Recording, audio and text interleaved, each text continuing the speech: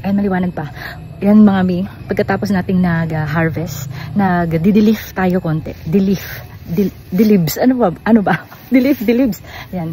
Ito po ang sinasabi ko, nagdi-delif. Delif po ba ang tawag dito, mga kasipag, sa mga may sagingan din?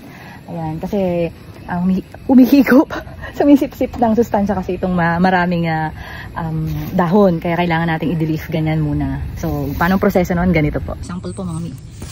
Ayun. Tapos, yun. Yung iba. Yun. Tapos na tayo dito sa kabila.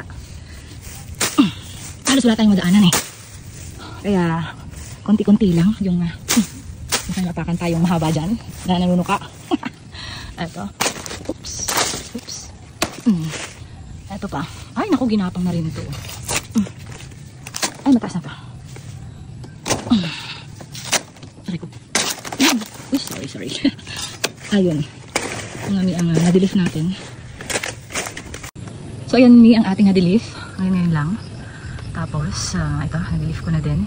At ito. So, marami pa tayong hindi na-delif. Ayan, marami pa. Kasi naman nag-iingat po ako dahil tingnan nyo naman ang tataas ng grass. Damo. Kailangan ko muna mag-grass cutter uli. Ano ba ito? Grass cutter muna at makadelif tayo. Tapos tignan natin kung meron na naman pong mga bagong bunga. Pero parang meron dun. Ay wow! Grabe siya!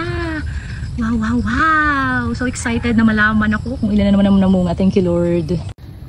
So ayan na nga, nakadelif po tayo ng ilang puno ng saging.